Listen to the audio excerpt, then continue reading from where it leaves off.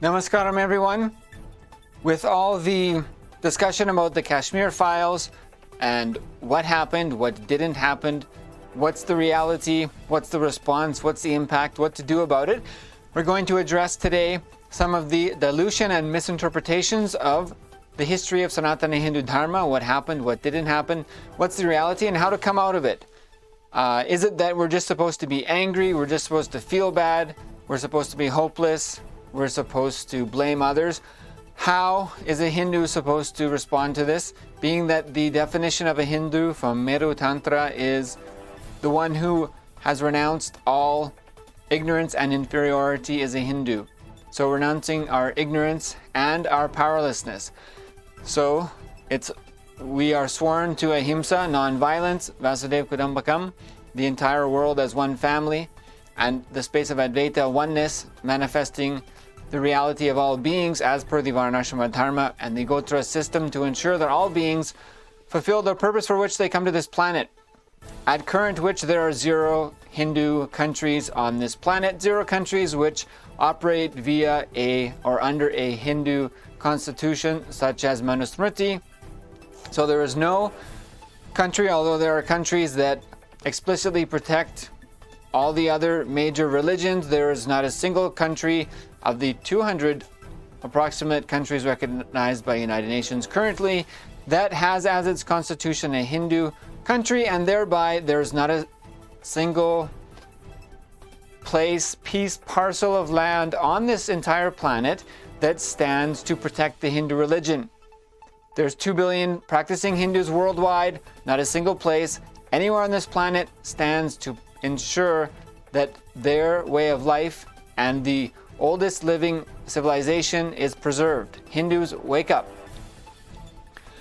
Let's take a look at some of the dilution and misinterpretations of Sanatana Hindu Dharma historically and how to respond. Should we just be angry, or is there something more we can do? The Varnashrama Dharma has that modeled something set out by the rishis, the great rishis of Sanatana Hindu Dharma. How do we interpret that for this age? How do we use it? How to manifest? Is it that we are no longer spiritual beings now because it's been so many years, so we're no longer spiritual beings? We no longer have consciousness as our source.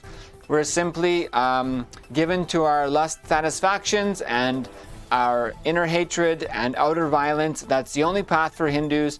There's no other option. We have to just be like, quote unquote, everyone else. There's nothing useful from our history. It's all just a dream. And what am I going to do tomorrow has nothing to do with what the rishis and the Vedas has set out and the agamas for the life of a Hindu and the lineage of enlightened beings and all the deities who've kept this Dharma alive on the planet in order to fulfill every being, not just economic interests as per country and etc., but actually why you have a life, why you come here to fulfill that in a space of non-violence. Is it all just fakery, or is it useful for something, being that it's the world's oldest living civilization, the only Enlightenment civilization? And is there any difference between Sanatana Hindu Dharma and so-called secularism? And if so, why? And what should I do about it, if anything at all, besides ignoring it? So if we look at some of the wrong interpretations of Sanatana Hindu Dharma over the years, we can start by understanding that for more than 20,000 years, Hinduism has lived as Advaita, oneness with all beings and amongst all of humanity. In fact, the so-called caste system never existed in Hinduism, but rather it was a creation imposed by the British colonizers during and after the 18th and 19th centuries. The Hindu civilizational structure of Varnashrama Dharma ensured a contribution-based society founded on interdependence and collective responsibility in order to uplift all people and ensure no single group could ever exploit another. This civilizational structure of Varnashrama Dharma. So obviously, if you don't know yet, then you know now. The British caste system cannot be mapped to Jati Varna. By definition, it cannot. It's like trying to shove a square peg in a round hole. It literally doesn't fit. it literally doesn't fit. If you don't know that, then you can just know it now. So the British caste system never existed. The Varna is by the responsibility you take. Jati is the ecosystem into which you're born, and neither of them are exclusive or exclusionary. And we all know that you fulfill a different role, a different Varna, based on what responsibility you take, even from day to day, minute to minute. Whether you're a teacher as a Brahmin, or you're giving your time as a Shudra, or you're sharing wealth as a Vaishya, or you're being a leader or administering, or training in the sacred martial arts as a Kshatriya. So from minute to minute, your Varna changes. So anyway, that's an old argument. We'll leave it alone for now. The Hindu civilizational structure of Varnashrama Dharma ensured a contribution-based society. Not how much I can grab for myself so that I'm not destroyed by the society, but what I can contribute. Therefore, those things which do not diminish under Paramashiva's economy, which do not diminish by sharing, are given freely. For example, education. And those things which are necessities, such as food, shelter, clothing, is given by a barter system. Medicine, for example. So the doctors have an interest in your health rather than exploiting you for your money as a pharmaceutical outcome. They have a vested interest in you being healthy. If you're not healthy, you can't go out and work and produce the contributions to society, which would be given to the doctor as a barter system in exchange for their medical care. These are the kind of things that have been lost over the past many centuries, given the brutal invasions and the colonial destruction of Sanatana Hindu Dharma. So the Varnashrama Dharma is the most beautiful system, the system that ensures that no group of people get control over another. So it literally separates the land from the money, from the weapons, from the knowledge and teaching. So no one of those groups can gain a monopoly over all of them and exploit the rest of the people. By definition, everyone's interdependent. Everyone is dependent on the landowners because you need your food. And everyone is dependent on the teachers because they're teaching you. And dependent on the economic system that provides the goods and services for the society. And of course, dependent on the protection and administration of the Kshatriyas. So everyone is interdependent, so none can exploit another.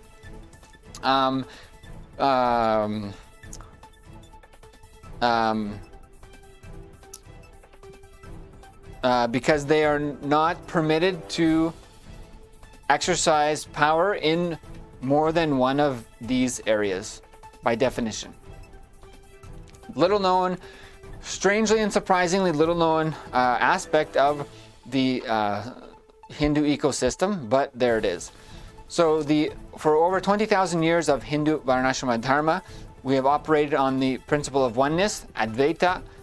It's the Enlightenment-based civilization with a legal constitution, which now, of course, since 2014, as Nepal renounced their Hindu identity, there's not a single place on a planet anymore that stands to ensure that Hinduism exists at any point in the future. So we covered the contribution-based society, the balance of power, non-exploitative, education is free, from the space of ahimsa, complete non-violence, and total life positivity. So some more of the dilution and misinterpretations of the history of Hindus has been that over the past 1,300 years, Hindus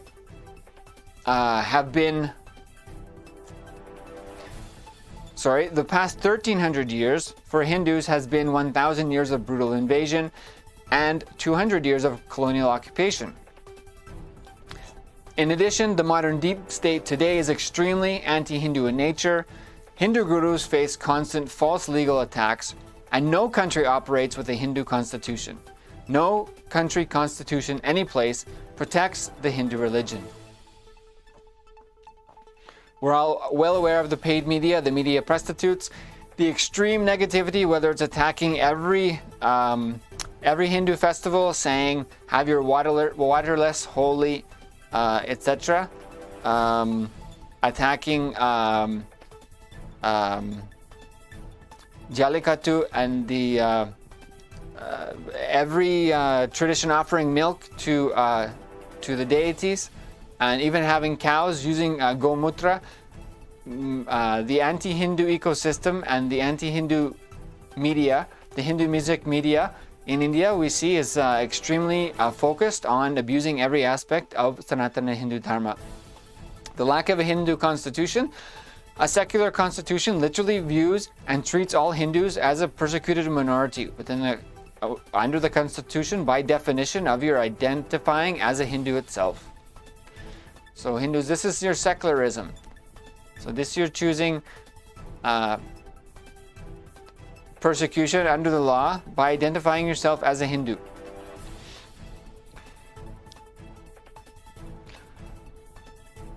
In the words of Swami Vivekananda, as per the complete works of Swami Vivekananda, Volume 5, the Mayavati Memorial 2nd edition, page 163, during the question section, Swami Vivekananda is quoted as responding that over the past 200 years, he cited the number of Hindu lives lost during the ongoing Hindu Holocaust as 400 million lives, according to the Mughal historian Farishta. Moving on to the British colonial era, Thomas Macaulay directed the colonial education laws in India. He wrote in his minutes on education that Hindus should be re-educated as vehicles to convey English tastes, opinions, morals, and intellect. He's saying we must at present do our best to form a class of persons Indian in blood and color, but English in tastes, in opinions, in morals, and in intellect, fit vehicles for conveying knowledge. What kind of knowledge is that? To the great mass of the population. So he was very clear, saying that the Sanskrit should not be taught, that culture should not be kept alive, that a class of Hindus should be re-educated as English people, he says, in Indian in blood and color, but English in taste, in order to act as vehicles for conveying this knowledge to the masses. So that's what we've seen in the re-education of Hindus over the past few hundred years. The educating Hindus to hate themselves and their history. As many as 1 million gurukuls, according to British census records, as many as 1 million Hindu schools were destroyed during the colonial occupation era.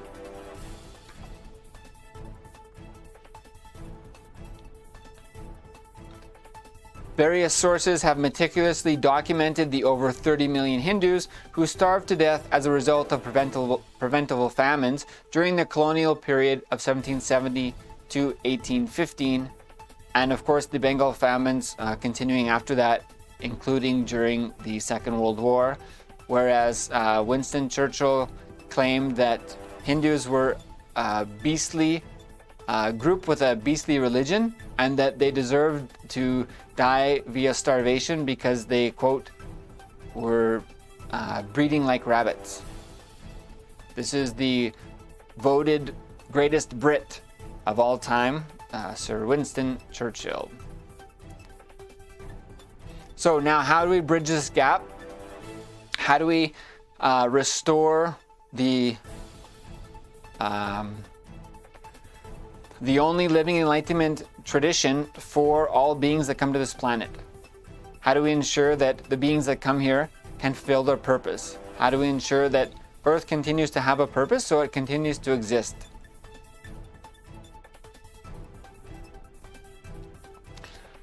So Hinduism needs only reviving, it doesn't need any reforming.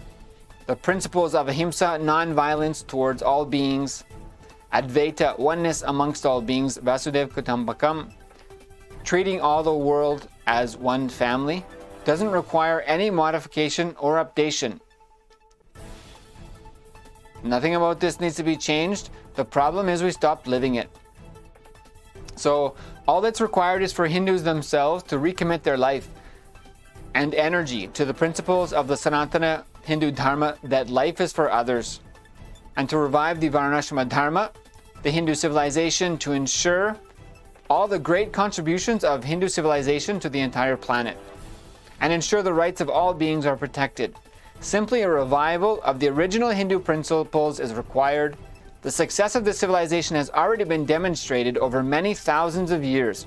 No modification is required, but simply rededication on the part of Hindus to commit themselves to what it really matters in life and to support each other, to ensure each and every being coexists in the space of ahimsa and extreme life positivity.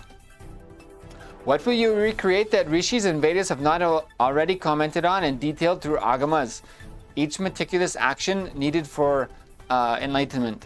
What more will we add that our masters and gurus, the sampradaya, the deities themselves have already given?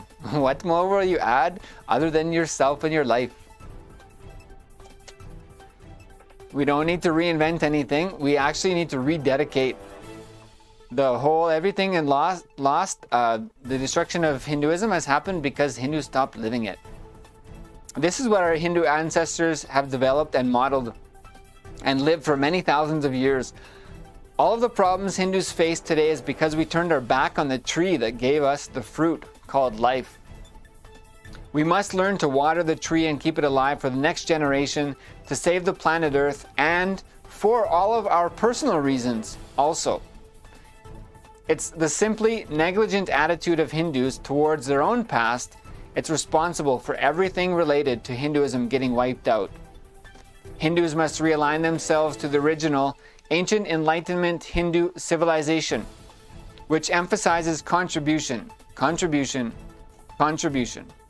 of each and every person from the space of Advaita, to ensure the needs of each and every being on this planet is fulfilled.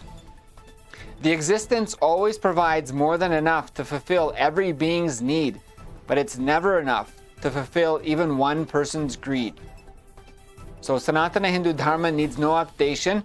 We're worried about the past and the future. Yes, it's been an extremely terrible Hindu Holocaust that's ongoing every day, we know, coming in the news. So what to do? Rededicate to the original principles of Sanatana Hindu Dharma that created all the enlightened gurus and the sampradaya. All the temples, deities we say we know and love came from that. From complete surrender, tyaga, renouncing your lower human identity to manifest the divine beings through your body. The purpose of Hindu body is for deities to express through. So, Hindus, the solution to this terrible past is to rededicate to Sanatana Hindu Dharma, support the ecosystem, enrich each other, teach each other, bond together and build on the strength of ahimsa. Never ever having anger, throwing it out on others will ever help you achieve peace and solace, enlightenment inside of you. The only way is going beyond through, Paramashiva will take care.